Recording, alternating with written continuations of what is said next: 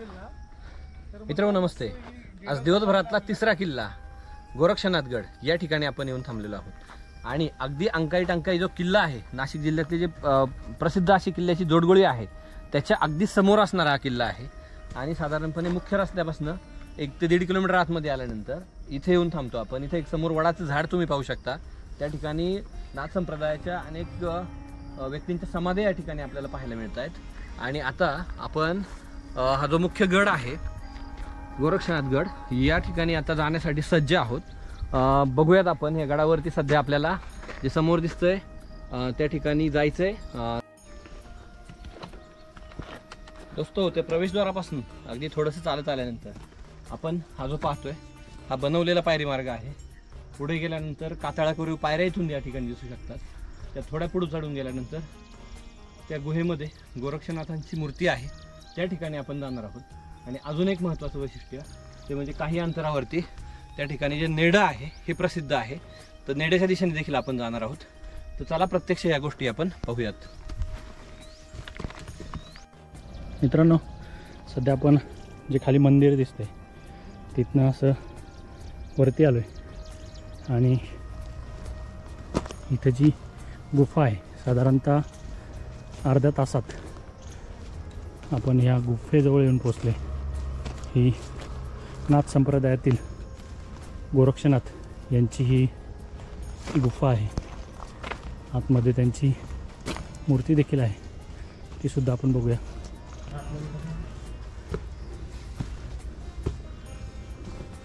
नैसर्गिक अशी ही गुफा चप्पल काढावं लागेल बाहेर आतमध्ये जाऊन काढते आणि खूप लांबवर अशी पसरलेली आहे। आतमध्ये जाऊन बघूया।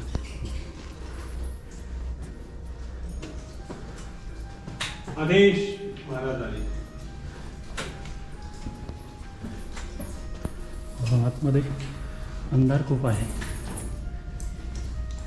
साधारणतः 50 ते 60 फूट लांबीची आणि 10-12 फूट रुंदीची अशी ही गुफा आहे।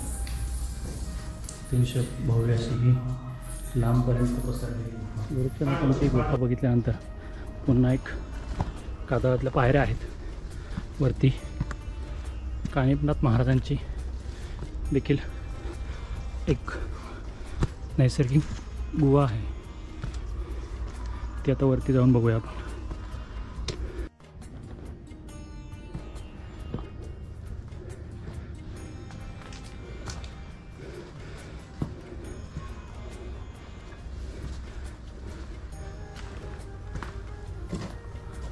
ही कानिफनाथ महाराजांची गुफा आहे। गुफेच्या कानिफनाथ बाबांच्या गुफेच्या बाजूला अजून एक छोटीशी गुफा आहे, तिला एकदम छोटीशी एंट्री आहे। एकदम छोट्या रस्त्याने आपल्याला आतमध्ये जायला लागते।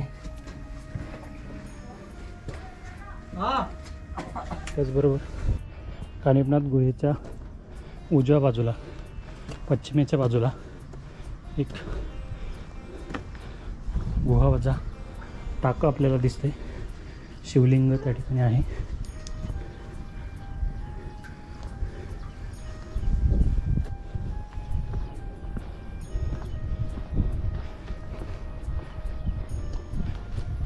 हे खालचं विहंगम असं दृश्य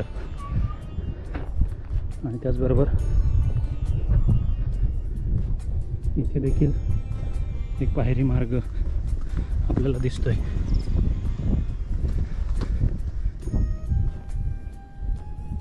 इथे चौरंगीनाथ बाबा यांची गुफा या ठिकाणी आहे। इथलं पाणी देखील खूप सुंदर आहे।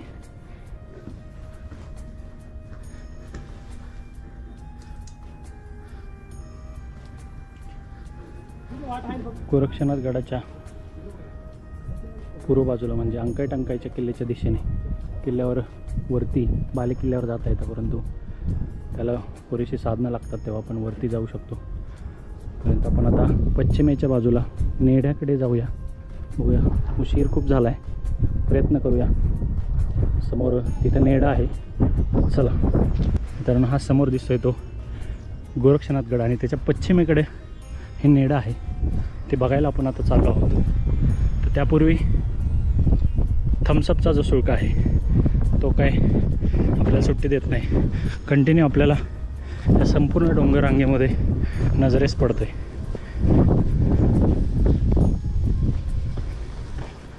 आणि आता आपण फायनली जे नेडा आहे त्या नेड्याच्या जवळ येऊन पोचलो आहे. आणि इथे येऊन पोचल्याचा आनंद हा काही वेगळाच आहे.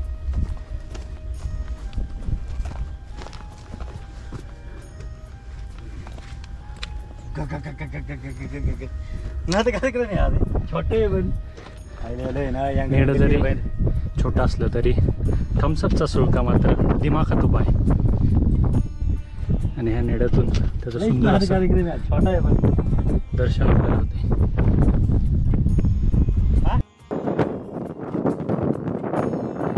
दोस्तो, सध्या आपण गोरक्षनाथ गडावरच्या एका सुंदर ठिकाणी येऊन पोहोचलोय. भन्नाट पद्धतीने सांजवेळ झाली आहे आणि सूर्यास्ताचं दर्शन आम्ही ज्या ठिकाणाहून घेतोय ते आहे गोरक्षनाथ गडावरचं सुंदर अशा पद्धतीचं नेड. आणि या नेड्यात बसून आम्ही हवा छानपैकी अनुभवतोय आणि अतिशय सुंदर विहंगम दृश्य या ठिकाणी नजरेत ठेवतो. आजचा दिवस आम्ही सांगतेकडे घेऊन चाललोय. तर सुभाषदादा आपल्यासोबत आहे. सुभाषदादा, दिवसभराचा नक्की कसा अनुभव होता? आपण 3 किल्ले केलेत आज. नमस्कार सगळ्यांना. खरं तर महाराष्ट्रातले सुप्रसिद्ध सातमाळा रांज ज्या हातगडपासून सुरुवात होते, हातगड ते चांदवड, हातगड, अचला, ऐवंत, सप्तशृंगी, मार्कंडा, मुकुंद, जवळ्या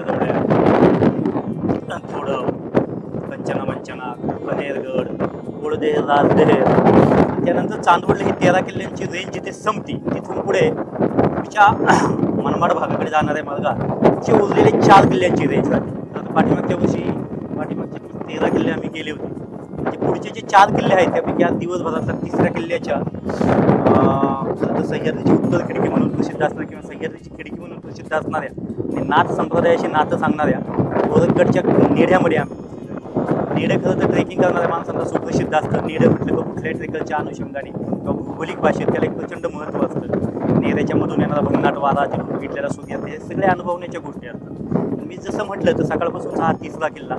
तर पहिला किल्ला मी जिथं म्हटलं चांदवड आणि मनमाड या भागात असलेला मेसना, अहिल्याबाई होळकरांच्या निधनाखाली तयार झालेला तो किल्ला. त्या अगोदर शिवपूर्वकालीन किल्ला आहे. खरं तर त्याचं वैभव जे अहिल्याबाई होळकरांच्या मार्गदर्शनात किंवा त्यांच्या राज्यसत्तेखाली थोडं किल्ला प्रकाशित झाला. त्यानंतरचा 2रा किल्ला केला आपण सुप्रसिद्ध असणाराच परत अंकाई टंकाईच्याच आणि ह्यामध्ये असणारा कातरा किल्ला. खरं तर बुरहान निजामपूरने जे 58 किल्ले जिंकून घेतले होते त्या 58 किल्ल्यांमध्ये कातरा असो, मेसना असो, या दोन्ही किल्ल्यांचा उल्लेख आहे. आणि आपण आज दिवसभरच्या सकाळच्या 3ऱ्या किल्ल्यापाशी आलेलो आहे.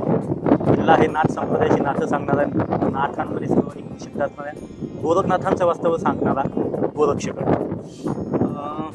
जसं हे 3 किल्ले आहेत, खरं तर सातमाळ्याची रेंज 13 आणि 16 आणि पुढ्या शेवटचा ह्या सातमाळा रेंजचा शेवटचा किल्ला राहिलेला आहे तो आहे माणिकपंच. तर हातगडपासून रेंज झालेली सुरवी माणिकपंचपासून संपते. पण या सगळ्याच रेंजचं एक जबरदस्त वैशिष्ट्य जर तुम्ही आजूबाजूला बघितलं तर प्रत्येक किल्ल्याला आजूबाजूला 1-2 सवंगडी आहेच. मग त्या हातगड असू, अचला असू किंवा राजदेव, कोळगर असू किंवा इकडे आलेले उर्वीचे 4 किल्ले असू, हे सगळेच एक किल्ला असू त्याच्या आजूबाजूला 2 ते 3 किल्ले सवंगडी असल्याप्रमाणे किंवा भाऊ असल्याप्रमाणे ठाण मांडून आहे. तर महाराष्ट्रात जिथे जिथे ट्रेकिंग केले जाते, पुणे आणि सातारा भागातून आपण सगळेजण आलेलो, काही कोकण मुंबई भागातून आलेले. तर असं म्हणतात का नाशिकचे किल्ले केल्याशिवाय महाराष्ट्रातलं ट्रेकिंग पूर्ण होत नाही. कारण हे सगळेच किल्ले तितके आगडबंब, वळणा, कोरीगाव, कातळकोरीव, पायऱ्यावरती गुहा, प्रत्येक देवतेशी नातं सांगणार. म्हणजे प्रत्येक किल्ल्याच्या पायथ्याशी एक प्रचंड सुंदर मंदिर असतं, तिथली प्रेमळ माणसं, हा सगळाच अनुभव घेणं म्हणजे ना सह्याद्रीतला ट्रेकिंगचा सर्वोच्च अनुभव आहे. आणि हा अनुभव आज आम्ही घेत आहे. मित्रांनो, खरं तर आज ज्यांनी माहिती सांगितली ते सुभाषदादांचा वाढदिवस आहे आणि हा वाढदिवस साजरा करण्याची संधी आम्हाला त्या पद्धतीबरोबर मिळते. अतिशय सुंदर अशा ठिकाणी या नेड्यामध्ये आम्ही बसून त्यांना वाढदिवसाच्या शुभेच्छा देतो. त्यांच्या हातून पुढे अशीच निसर्गाची काही ना काही सेवा घडत राहू, भटकंती होत राहू, त्यांच्यासोबत आम्हाला सदिच्छा व्यक्त करतो. आणि आजचा दिवस सांगतेकडे जात असताना घडवतो सुरुवात.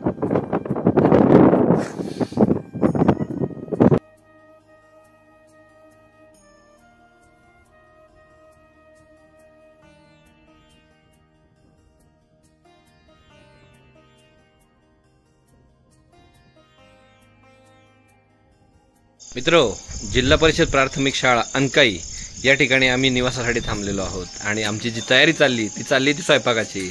किशोरदारांच्या नेतृत्वाखाली स्वयंपाकाची जबाबदारी पार पाडणारे 4 घटक तुम्ही पाहू शकता.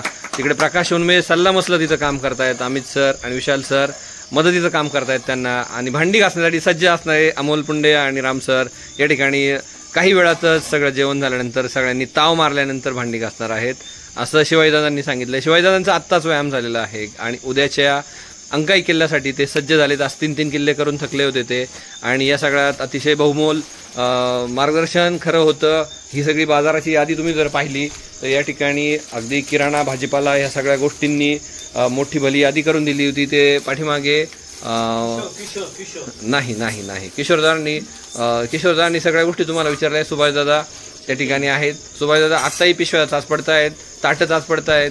खरंच या अशा सगळ्या गोष्टी आहेत. 3 शेगड्या आहेत तिथं. ते माणसं एवढी कलंदर आहेत का पुढच्या वेळेस कदाचित शेगड्या जास्त आणि सामान कमी असं पण होऊ शकतं. त्याच्यामुळे खूप सगळ्या थकल्यानंतर ह्या सगळ्यावरती ताव मारायचा आहे आम्हाला छानपैकी जेवणावरती.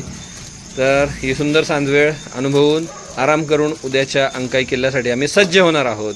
धन्यवाद.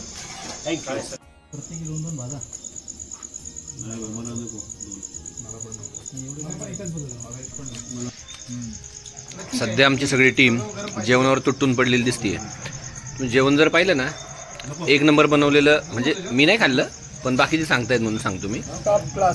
एकदम भारी झालेलं आहे. रामदादा एकदम खुश झालेले आहेत. शिवाजीदादा इकडे बघून म्हणजे बोलतच नाहीत काय आमचं काय, त्याच्यामुळं म्हणजे ते काय त्याच्यामुळं. आणि हे सगळं पाककौशल्य दाखवणार आहे किशोरदादा. अगदी आता 2 तासाची अखंड मेहनत आणि त्यानंतर हा सगळा सुंदर अशा स्वादिष्ट जेवणाचा अंदाज आमच्या सगळ्या मित्रपरिवारांनी घेतलेला आहे. आणि आमच्यासाठी भन्नाड अशा पद्धतीचा मसाले भात बनवला आहे. सुभाषदादा बोलायला तयार नाही, इतके त्या जेवणामध्ये गुंतून गेलेले आहेत. आणि भन्नाड अशा पद्धतीत त्यांचा वाढदिवस साजरा झालेला आहे आणि त्यांनी दिलेली पार्टी आहे.